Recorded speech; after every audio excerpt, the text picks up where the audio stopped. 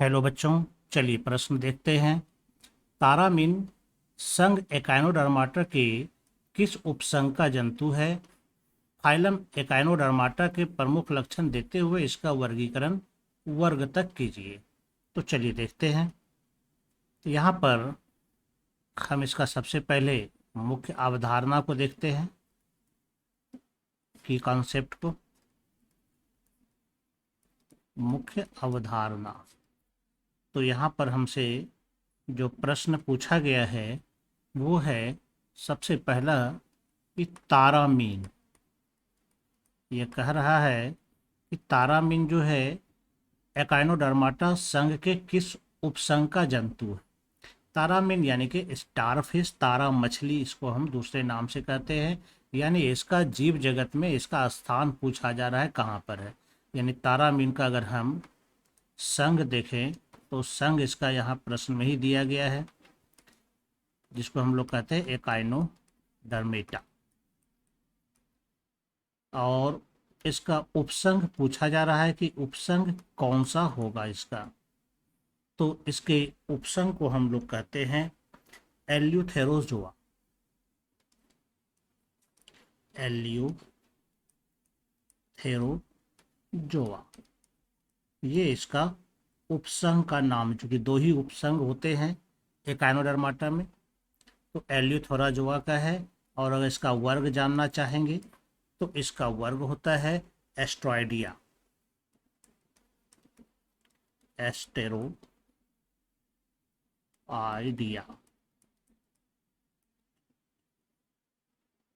तो ये पहले प्रश्न का उत्तर हमारा यहाँ पर हो जाता है। इससे और इसी के आधार पर हम यहाँ पर पूछा जा रहा है कि एक और काम यहाँ पर करना है कि एकाइनोडर्माटा का प्रमुख लक्षण लिखते हुए इसका वर्गीकरण करना है। तो सबसे पहले हम इस एकाइनोडर्माटा कुछ प्रमुख लक्षणों को लिखते हैं और इसका फिर वर्गीकरण करते हैं।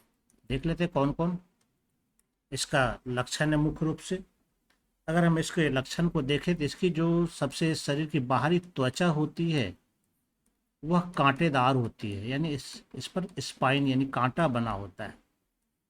इसी कारण इसका नाम जो है एकाइनोडर्माटा होता है। एकाइनो का मतलब होता है कांटा और डर्मेटा का मतलब होता है त्वचा, यानी इसकी त्वचा क्या होती है, कांटेदार होती है। इसका सबसे बड़ा लक्षण है। यह चूंकि सिर्फ समुद्र में पाया जाता है तो हम इसको कह सकते हैं कि यह समुद्री जंतु है।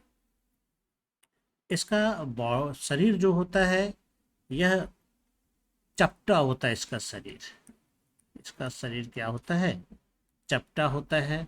इसका पृष्ठ और आंतरिक सतह के रूप में यह पाया जाता है, जिसमें कि एक सरफेस पर यानी एक सतह पर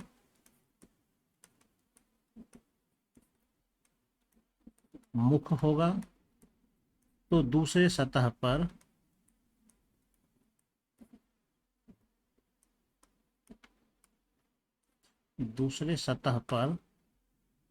मल द्वार होता है, यानी कि एनस होता है। तो क्लियर है यहाँ पर। चलिए आगे और बढ़ते हैं हम लोग। अगला लक्षण लेते हैं। तो इसमें चूंकि कोई विशेष उत्सर्जन तंत्र, प्रचलन तंत्र, ये स्पेस नहीं होता है, तो मुख्य रूप से इसमें जो है पाद नाल पाया जाता है, जिसके सहारे यानी पाद नाल के सहारे ही इसमें प्रचलन का काम होता है। इसके द्वारा ही यह शिकार भी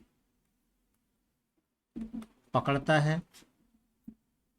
और इसके अलावे और महत्वपूर्ण लक्षण चले तो इसमें जल संवहन तंत्र पाया जाता है। इसी संवहन तंत्र के द्वारा इसमें श्वसन का भी काम हो जाता है, उत्सर्जन का भी काम हो जाता है और संवहन का भी काम हो जाता है। इसके लिए इसमें कोई विशेष उत्सर्जन तंत्र या श्वसन तंत्र या संवहन तंत्र इसमें नहीं पाया जाता है। इसमें किसी प्रकार का विशेष अंगतंत्र नहीं होता है। कई प्रकार के जो अंगतंत्र है विशेष अंग तंत्र जो कि श्वसन में या उत्सर्जन में मदद करता है, वैसे अंग तंत्र का इसमें अभाव होगा। तो कई प्रकार के इसमें महत्वपूर्ण लक्षण है। इसका अब हम लोग लेके चलते हैं वर्गीकरण भी। अगर हम एकाइनोडर्मेटा का वर्गीकरण करें तो इसके संघ को हम, क्योंकि एकाइनोडर्मेटा एक संघ है, इसको हम लोग दो उपसंघ में बांटते हैं।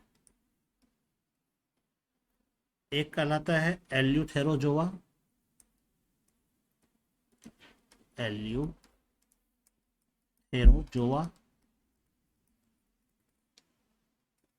और दूसरा होता है पेलमेटोजोआ।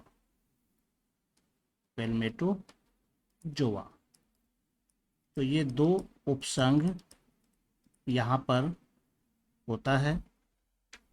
एल्यूथेरोजोआ को हम लोग 4 वर्ग में बांट सकते हैं। इसके जो है 4 वर्ग होते हैं और इसके जो है सिर्फ और सिर्फ एक ही वर्ग है। इसके 4 वर्ग का हम लोग नाम जानते हैं, कौन कौन सा है। पहला नाम एस्टेरोइडिया,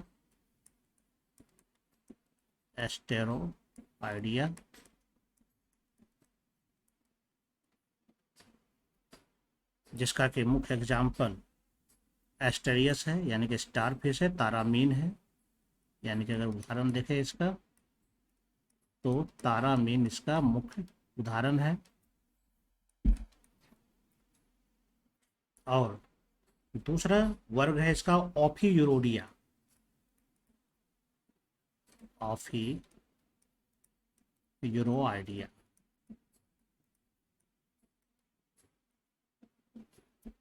इसका अगर हम उदाहरण लें तो इसमें भी कई प्रकार के हैं। ऑफियूरा इसका मुख्य उदाहरण हो सकता है, इसी के नाम पर इसका ऑफियूरोडिया नाम पड़ा है। तीसरा अगर वर्ग ले तो एकाइनोडिया,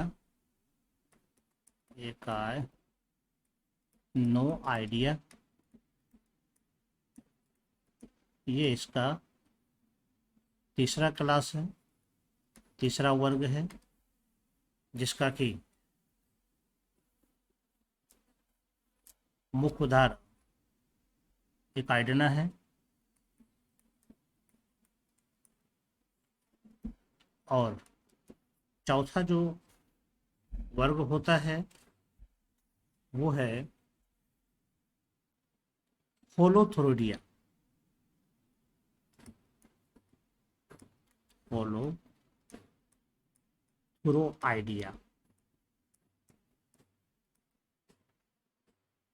होलोथोरोइडिया, और इसका जो मुख्य उदाहरण है वो उदाहरण हो जाएगा हमारा होलोथुरिया।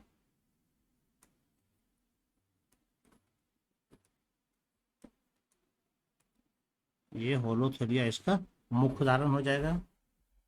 और ये अब दूसरा उपसंघ है जिसका नाम है पेलमेटोजोआ, और इसका एक ही क्लास है क्रिनोइडिया।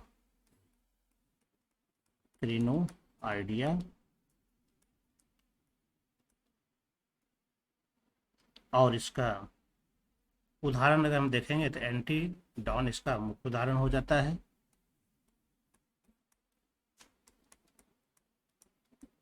तो इस तरह से हमारा ये जो प्रश्न दिया गया था उसका उत्तर पूरा होता है। जैसे पहला पूछा गया था हमारे पास कि ये तारामीन किस उपसंघ का सदस्य है, तो ये एल्यूथेरोजोआ का सदस्य है, ये पहला का उत्तर हो गया। दूसरा कहता था एकाइनोडर्मेटा का प्रमुख लक्षण, तो ये भी हमारा प्रमुख लक्षण हो गया। और उसके अलावा पूछा गया था इसका वर्गीकरण, तो एकाइनोडर्मेटा संघ का ये वर्गीकरण है जिसमें कि 2 उपसंघ है, एक एल्यूथेरोजोआ और दूसरा पेलमेटोजोआ। चूँकि इसको वर्ग तक कहा गया है तो एल्यूथेरोजोआ 4 वर्ग है यहाँ पर मौजूद, तो ये भी हो गया एस्टेरोइडिया, ऑफियूरोइडिया, एकाइनोइडिया और होलोथोराइडिया।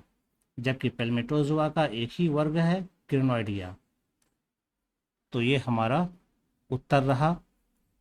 आशा करता हूँ आपको यह उत्तर समझ में आया होगा। धन्यवाद।